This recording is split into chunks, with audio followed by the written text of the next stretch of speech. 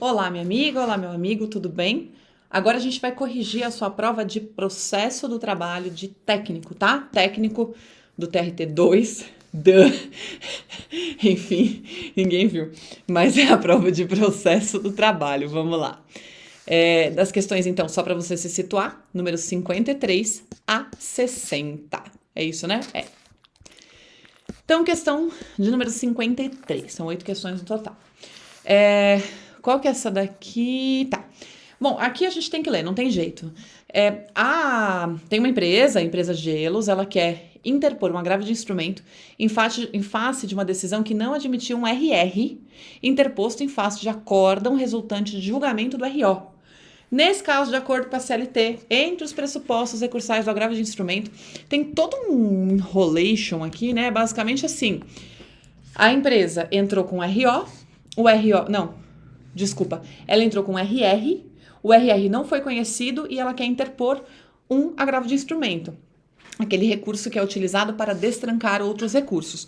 Basicamente é isso, você não precisa nem conhecer a linha processual. O que você precisa saber é os pressupostos de admissibilidade do agravo de instrumento. Então, mas é isso. Então, agravo de instrumento, quais são os pressupostos de admissibilidade? Aí vem, letra A, deverá anexar ao agravo de instrumento, entre outros documentos, a petição inicial acompanhada dos documentos pessoais do reclamante. Nada a ver isso, gente.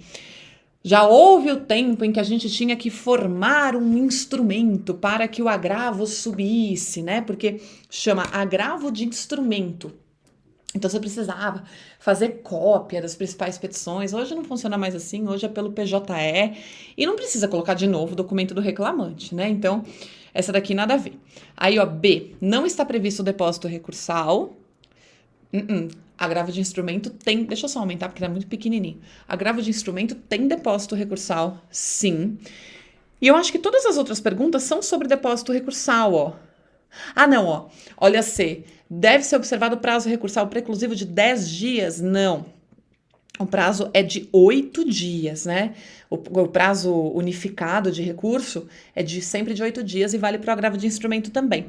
E aí as outras, ó, são sobre depósito recursal, não é isso? Todas são. Daí a gente tem que lembrar, o agravo de instrumento, ele tem por depósito recursal 50% do valor do recurso que pretende destrancar. Então, eu quero destrancar um RR, por exemplo, um recurso de revista, o depósito recursal do agravo de instrumento vai ser 50% do depósito recursal do RR. Não, eu quero destrancar um RO. Então, o depósito recursal do agravo de instrumento vai ser 50% do depósito do RO. No nosso caso, a gente está querendo destrancar um recurso de revista. Então, 50% do valor do depósito do recurso de revista é o depósito recursal do RR. Onde é que está isso? Artigo 899, parágrafo 7º da CLT. Artigo 899, parágrafo 7º da CLT é quem prevê o depósito recursal do agravo de instrumento. Foi até genérica a resposta. Ó. A resposta aqui tem que ser a D de dado. Será devido o depósito recursal correspondente a 50% do valor do depósito do recurso ao qual se pretende destrancar. Pronto, foi genérico. Nem falou, vai ter que ser 50% do valor do depósito do RR. Não, genérico. Como está, repito, no 899, parágrafo 7º da CLT. Então, questão de número 53, a alternativa correta é a letra D de dado. Vamos seguir? Questão de número 54.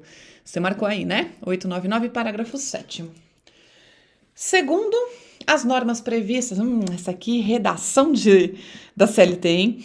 Segundo as normas previstas na CLT, da decisão interlocutória que acolher ou rejeitar o IDPJ, incidente de desconsideração da personalidade jurídica, gente... Artigo 855A da CLT na cabeça. O artigo 855A da CLT é quem regulamenta o incidente de desconsideração da personalidade jurídica. E o parágrafo 1º é quem traz os recursos. Então, vamos ver o que tem aqui as alternativas, ó. Caberá agravo de instrumento se for proferida pelo relator em incidente instaurado no tribunal? Não. Cabe agravo interno. É só você olhar, pega aí o 855A, parágrafo 1º, inciso 3º, cabe agravo interno. Então, não é a A. B, na fase de cognição ou conhecimento, cabe agravo de instrumento, nem pensar. Na fase de conhecimento não cabe recurso de imediato. E recorribilidade imediata das decisões interlocutórias. Lembra? Se aplica aqui também, como é uma decisão interlocutória, não cabe recurso de imediato. Aí a D, nossa, até bati aqui, a D tá errada também, ó. Na fase de cognição cabe recurso ordinário? Não, e recorribilidade imediata das decisões interlocutórias. Eu me perdi. Tá, a A tá errada, a B tá errada e a D de dado tá errada, porque na fase de conhecimento não cabe nenhum recurso. Vamos ver a C e a E. Na fase de execução cabe agravo de petição, perfeito. Mediante prévia garantia do juízo ou independentemente de garantia do juízo. Gente, independentemente da garantia do juízo, tá? Tá na CLT, se você conhecesse a redação do 855, você ia ver que tá lá na CLT, que é independentemente da garantia do juízo, mas de qualquer forma, o agravo de petição, ele não depende de garantia do juízo, né? O que depende de garantia do juízo são os embargos da execução. E normalmente, o agravo de petição, assim, pode acontecer de ter uma complementação de depósito recursal, mas é muito raro. Então, não tem garantia do juízo, de novo, tá na CLT, tá no 855A, mas de qualquer forma, assim, o agravo de petição não é algo que tradicionalmente depende de garantia do juízo, tá? Porque a gente já tá na fase de execução, já tá com o processo bem avançado. Enfim, então é a letra E, certo? Deixa eu só conferir, questão 54, isso mesmo, o gabarito que foi dado pela FCC, letra E. Vamos continuar. Questão 55, a Frânio ajuizou reclamação trabalhista. Ah, lembrei, tá? Essa daqui é para você contar prazo. Contar prazo de interposição de recurso ordinário. O prazo recursal trabalhista unificado é de 8 dias, só que são 8 dias úteis, né? Foi-se o tempo em que a gente contava prazo de recurso e prazos na trabalhista em dias corridos. Agora não, a gente conta sempre em dias úteis. Então, prazo para interposição de qualquer recurso, apareceu já o agravo de instrumento na outra questão, de qualquer recurso é de 8 dias úteis. Então, deixa eu aumentar aqui, porque a gente tem datas importantes aqui. Vamos ver, ó. O advogado do Afrânio foi intimado da sentença no dia 8/8 de 2025, que foi uma sexta-feira. Aqui tem uma coisa, um detalhe aqui, não sei nem se a prova percebeu, vamos ver. Então, o último dia para interposição do recurso ordinário olha só, eu não sei se a prova percebeu, tá? Vamos, você já vai entender o que eu vou falar da prova ter percebido ou não. Vamos considerar o seguinte, são 8 dias para interposição do recurso, certo? A gente vai começar a contar na sexta-feira? Não, porque o dia da intimação não conta. Eu conto só o primeiro dia útil subsequente. Então, dia 8 não conta, dia 9 não conta, dia 10 não conta. Vamos começar a contar no dia 11, certo? Que é uma segunda-feira. Então, ó, 11, 12, 13, 14, 15. 16, 17 não conta, porque é sábado e domingo. 18, 19, 20. Tem alternativa 20? Tem a alternativa 20, e deixa eu ver, assim, é ela a correta? Deixa eu conferir aqui, é ela, é a própria, 55, né? Tem uma coisa que a prova não percebeu, tá? Mas não dá, vamos recorrer, não. Em alguns tribunais, incluindo o TRT2, dia 11 de agosto é feriado. Segunda-feira, 11 de agosto, inclusive é a próxima segunda-feira, tá? Eu tô gravando essa aula no dia 6 de agosto, dia 11 de agosto é feriado. Em alguns tribunais. Só que assim, em alguns tribunais. Vamos recorrer, porque não sei o que lá. Não, porque a prova traria essa informação para você. E de qualquer forma, ó, vamos considerar que a realidade, dia 11 de agosto é feriado. Então não vai contar 8, 9, 10, 11, começa a contar dia 12. 12, 13, 14, 15, sábado e domingo, né? 18, 19, 20 e 21. Não tem alternativa 21.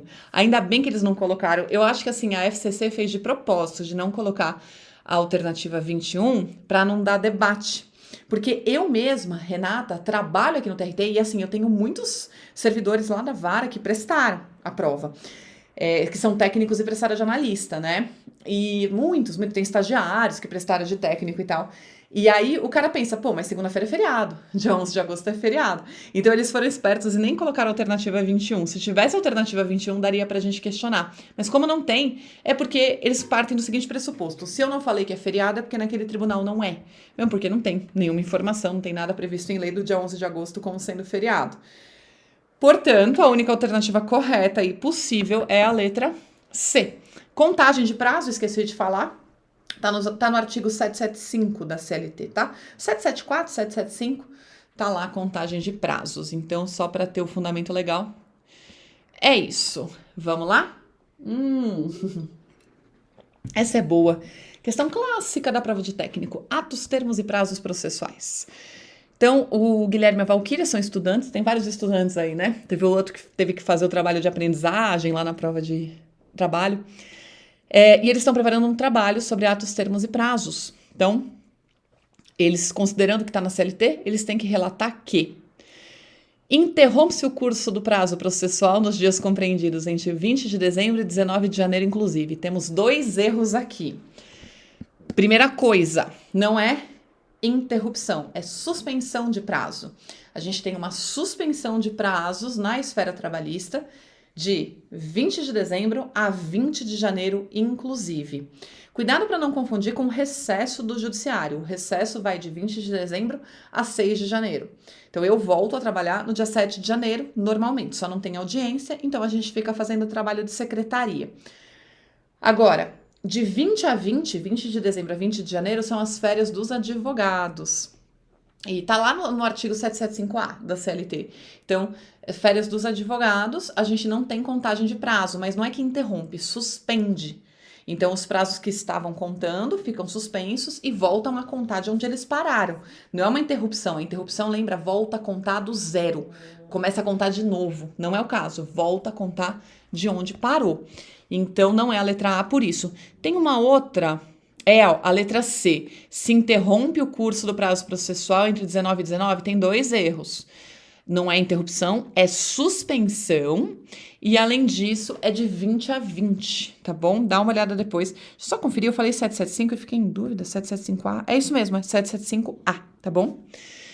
Ok, aí a questão da penhora. Nossa, isso aqui sempre cai em prova. A penhora, a pergunta é... Posso realizar penhora, letra B, em domingo ou dia feriado? B e D. Então, assim, a penhora, letra B, fala que pode ser realizada em domingo ou dia feriado, desde que com autorização judicial. Já o D fala que não pode, ainda que com autorização judicial, ainda que assim determinado. O que você imagina? Gente, a letra B de bola, né? Artigo 770 da CLT, mais precisamente o artigo 770, parágrafo único da CLT, prevê que a penhora ela não fala isso, mas eu estou dizendo para você. A penhora, ela é um ato urgente. Então, sim, ela pode ser realizada de domingo ou feriado, desde que haja autorização judicial. Então, é possível fazer uma penhora, determinar a penhora no imóvel, enfim, qualquer coisa, né? De domingo ou feriado, desde que haja autorização judicial. Eu acho que é a letra B, mas vamos ver a E. Os atos processuais serão públicos, perfeito, salvo quando determinar o contrário, interesse social, perfeito, segredo de justiça. Vão se realizar nos dias úteis, beleza? Das 8 às 21, não, das 6 às 20 horas. Então, das 6 às 20 horas é o período de realização dos atos processuais. É o mesmo artigo 770, só que é o que está no caput. E cuidado também para não confundir, porque as audiências são realizadas das 8 às 18. Os atos são das 6 às 20. Tem 2 horas para frente e 2 horas para trás para realizar atos processuais. E a penhora pode sim ser realizada aos domingos e feriados mediante autorização judicial. Portanto, é a letra B de bola que a Guilhermina e a Valquíria lá vão ter que mostrar para a classe delas. Ok? Muito bem. Embargos à execução, pode anotar aí, 884 da CLT, é o artigo que trata de embargos à execução. Vamos ver. Garantia da execução, embargos à execução dependem de garantia. O executado vai ter o prazo de 8 dias para opor embargos? De jeito nenhum, né? São 5 dias, então a 1 tá errada. São apenas 5 dias, não dá para ficar dando tanto dia assim, não. São 5 dias para opor embargos à execução. 2. Então, não é nem a C, nem a D, nem a E, tá vendo? Ou é a A ou é a B. Você tem que saber, na verdade, se a 2 está certa, porque a 3 está com certeza, tá vendo? Vamos ver, 2. A impugnação aos embargos à execução é restrita às matérias de direito, aos aspectos formais da peça? Não, gente. Embargos à execução você pode alegar excesso de penhora, você pode alegar ilegitimidade de parte, incompetência. Não, é uma matéria ampla da fase de execução. Mas é matéria ampla. E então não é a 2. A 3 está certa. É regra. Garantia do juízo é exigida nos embargos de execução, exceção feita às entidades filantrópicas e aqueles que compõem ou compuseram, tá certo, a diretoria dessas instituições. Eu acrescento que também Fazenda Pública não precisa garantir, porque o regime de execução da Fazenda Pública é outro, né, por precatório ou requisição de pequeno valor, então também não precisa garantir a execução, mas os demais precisam garantir. É isso, a única alternativa correta na forma do 884, pode dar uma olhada no 884, tá tudo lá. A única alternativa correta aqui é a 3, né? O item 3, na verdade. A alternativa é a B de bola. Única correta, B de bola, item 3, não tem para onde correr. Redação do 883. Tranquilo, certo? Eu tinha comentado na correção da prova de trabalho, que eu achava que estava mais difícil de processo, mas estou achando agora, vendo novamente, eu tinha olhado ontem rápido, estou achando até mais fácil do que a de trabalho, viu? Pra ser sincero. Vamos lá, Cassis ajuizou uma reclamação trabalhista. Tá. Ah, ótimo, olha só, ele tá pedindo horas extras. Só que ele tem condições financeiras boas, então Então ela tá preocupada com as custas processuais. Daí ela resolveu consultar previamente a sua advogada para se preparar. Porque é aquilo, né? Você pode ter justiça gratuita ou não. Se você tem dinheiro, provavelmente o juiz não vai te dar a justiça gratuita. E aí você vai ter que pagar custas. E aí? Então ela ficou preocupada e resolveu se preparar e questionar a advogada dela com relação às custas. Gente, já tem duas aqui que dá pra gente eliminar de cara. Bom, custas, artigo 789 e seguintes da CLT. 789 e seguintes da CLT são os artigos que tratam de custas processuais. E aí, tem duas aqui que a gente pode eliminar. Quais? A A e a D de dado. 3% sobre o valor da causa? Não, gente, as custas são de 2% sobre o valor da causa. Então já elimina, você já sabe, você já pega lá sua prova, né? Matou, as custas são de 2%. Aí o que muda? Vou aumentar, que senão eu não enxergo. Ó, olha a B também, nada a ver, ó. 2% sobre o valor da causa quando julgado totalmente improcedente e 1,5% se for extinta, não. É 2% para tudo, não tem essa diferença, é 2% para tudo, então é a C, né, ó. 2% sobre o valor da causa quando julgado totalmente improcedente pedido, é isso. Não é a B. E a E? 2% sobre o valor da causa quando julgado totalmente improcedente, mas não haverá custas processuais se for extinta, não.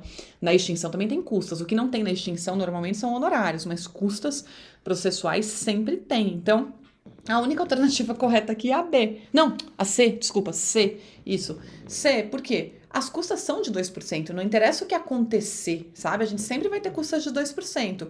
O que pode acontecer é a parte de ser isenta, dispensada do pagamento das custas, porque ela tem justiça gratuita ou porque é fazenda pública. Mas o percentual de custas não muda, ele é sempre de 2%. Se você estudou isso, com certeza você acertou essa questão. Pode até ter ficado em dúvida com esse negócio de extinção sem resolução do mérito, mas é sempre 2%, tá? Não tem essas exceções aqui que a questão inventou. Então é C, né? Deixa eu ver se tá certinho o gabarito da FCC. Sim. Letra C. Ok. Vamos lá. Agora falando de honorários, né? Honorários, pode anotar aí artigo 791A da CLT. Artigo 791A, repito, trata dos honorários, honorários advocatícios, honorários de sucumbência. Vamos lá. 1. Ao advogado serão devidos honorários de sucumbência, fixados entre 5, mínimo de 5 e máximo de 20, já matou, né? Artigo 791 da A da CLT, diz que os honorários vão ser fixados entre o mínimo de 5% e o máximo de 15% sobre o valor que resultar da liquidação da sentença. O resto tá certo, mas Não é 5 a 20. Aqui é uma mistureba que eles tentaram fazer com a previsão do CPC, porque o CPC fala em 10 a 20. Então eles tentaram misturar, mas não, é 5 a 15%. Como você estudou processo civil também, a ideia deles era misturar os dois conceitos. Espero que não tenha te derrubado. Então, a 1 tá errada, de forma que não é nem a C, nem a D, nem a E. De forma que a 4 tá errada também. Você concorda? Não. Pode ser que esteja certa. Estamos entre a A e a B. A 3 tá certa, ó. A 3 com certeza tá certa. Mas vamos lá. Eu vou já até te falar, né? A 3 tá certa, ó. Vamos ler. Tá vendo? Porque, ó, eu elimino a C, a D e a E, eu fico com a A e com a B. Então, a 3 necessariamente tá certo, ó. Na hipótese de procedência parcial, o juízo arbitrará honorários de sucumbência recíproca vedada a compensação, tá certo? Quando tem ganho de causa para o reclamante e para a reclamada, simultaneamente, eu vou fixar honorários para cada um dos advogados, de cada uma das partes, e não pode compensar, porque é verba alimentar de cada um dos advogados, né? Tá bom, vamos ver a 2 agora. Os honorários são devidos também nas ações contra a fazenda, sim. E nas ações em que a parte estiver assistida pelo sindicato, sim. Também tá no artigo 791A da CLT. É exatamente isso. Também tem honorários nas ações envolvendo fazenda pública, nem tem discussão quanto a isso. E antes a gente tinha uma discussão com relação ao sindicato, mas hoje não tem mais essa discussão. Então, a 2 me parece estar correta. Vamos ver a 4 só para tirar dúvida, né? Ao advogado que atuar em causa própria, não serão devidos honorários? Serão, gente. Eu sempre falo que a gente tem que dividir as pessoas no processo. Quando o advogado atua em causa própria, na verdade, ele tá atuando de forma dobrada. Ele é reclamante, ou reclamado, né? Mas vamos colocar reclamante, e advogado. Então, as coisas são diferentes. O que ele vai ganhar como reclamante é separado do que ele vai ganhar enquanto advogado, sabe? É um coelho com 2 cajadadas. É isso. Então, quando ele atua em causa própria, ele tem honorários advocatícios. Não é porque ele está atuando em causa própria que ele não tem, percebe? De forma que, correta, qual que é? B, né? 2 e 3 estão corretas. Isso, a 4 tá errada, a 3 está correta. Então, letra B de bola. Deixa eu conferir aqui o gabarito para ver se tá certinho. Letra B. Isso mesmo. E aí, vamos para a última, então. Questão. Deixa eu ver. Rito sumaríssimo. Ah, Renata, como é que você sabe que é rito sumaríssimo? Eu bati o olho no valor da causa. 33.777 é rito sumaríssimo, tá dentro de 40 salários mínimos. Ai, como é que você sabe? Ué, não demanda muito cálculo. O salário mínimo tá 1.500. 40 salários mínimos, pô, 30 e quantos? 33 mil tá muito abaixo, então é rito sumaríssimo, né? Não sei se você percebeu isso, mas só para lembrar. 40, até ações envolvendo até demandas, né, na verdade, envolvendo valor da causa de até 40 salários mínimos entram no rito sumaríssimo. Aí você pode anotar os artigos 852A e seguintes da CLT. E aí é isso, o salário mínimo tá 1.518. Que fosse 1.500, já daria 60 mil reais o limite de rito sumaríssimo. Então, 33, certo? Cálculo rápido aqui, método comum, né? Aquele método rapidinho pra gente perceber. Então, é exatamente isso, ó. A moça, a Diva Dourada, adorei. Ela entrou com uma ação contra o universo sistêmico de luz, veja. Parecendo aquelas coisas de coach, né? Gratiluz e tal. Requerendo o pagamento de algumas verbas rescisórias. E o valor da causa é 33 mil, então é rito sumaríssimo. Aí eles querem perguntar quais são as características do rito sumaríssimo, ó. Todas as provas serão produzidas na audiência, isso é sempre assim. Rito ordinário, rito sumaríssimo, qualquer rito é sempre assim. Desde que requeridas previamente, não. Princípio da concentração dos atos em audiência. Isso vale tanto para o rito ordinário quanto para o rito sumaríssimo, para você aprender aí quando você estiver já atuando, né, no TRT. Todas as provas são produzidas em audiência, não tem essa coisa de requerimento prévio, tá? Então não é a letra A. A sentença mencionará os elementos de convicção, devendo constar necessariamente... relatório. Sentença de rito sumaríssimo não tem relatório. A gente sempre fala disso em aula. Sentença de rito sumaríssimo só precisa ter fundamentação e dispositivo. O relatório é dispensado. A letra C, a reclamação. Olha lá, a reclamação trabalhista seguirá o procedimento ordinário? Não, já falei para você que era sumaríssimo pelo valor da causa. As testemunhas até o máximo, tá certo, de 2 para cada parte, comparecerão à audiência independentemente de intimação. É exatamente isso, né? No rito ordinário também é assim, o que muda? 3 para cada parte. No rito sumaríssimo a gente tem duas audiências, duas testemunhas para cada parte. E elas comparecem independentemente de intimação. Aí tem aquela regra, se não comparecer, prova o convite e pede a redesignação, né? Só que tem que provar o convite. Eu acho que é a letra D, mas vamos continuar. E se for a letra D, é o 852H da CLT, tá? 852H, parágrafos 2º e 3º. Agora a letra E, deixa eu ver. Na ata de audiência serão registrados todos os atos, sim, com detalhes, sendo vedado o resumo. Não, a ata é sempre um resumo, tá? Mesmo no rito ordinário, ata da audiência é um resumo, não precisa constar absolutamente tudo. De qualquer maneira, a correta é a D, de dado, né? E tudo que eu falei aqui está nos artigos 852A e seguintes da CLT, especificamente a letra correta, que é a D, está no H, parágrafos 2º e 3º, que tratam das testemunhas no rito sumaríssimo, é exatamente isso, até 2 para cada parte, e elas comparecem independentemente de intimação, tá bom? É isso, então acabou, né? 60, acabou. Deixa eu aparecer aqui. Então é isso, corrigida a prova de técnico, eu vou passar agora para a prova que foi chatinha, a prova de analista. Eu espero que você tenha arrebentado na sua prova, espero que você tenha aí a sua redação corrigida e que sejamos colegas em breve aí de TRT. Será muito bem-vindo, muito bem-vinda ao TRT da 2ª região, tá bom, minha gente? É isso, antes que vocês perguntem, só a vara tem vaga? Não, tá? E não sou eu que decido, eu não sou titular, né? Só os juízes titulares que decidem os servidores que vão para a vara, então não sou eu, não tem jeito. Eu espero que você passe, a gente vai se cruzar lá pelas rampas do tribunal, né? Mas não necessariamente trabalharemos juntos, mas não no mesmo lugar físico, né? Só isso, tá bom? É isso então, eu espero que tenha dado tudo certo e se você fez analista, fica aí comigo que agora o bicho vai pegar, porque a gente vai corrigir a prova de analista. Até a próxima!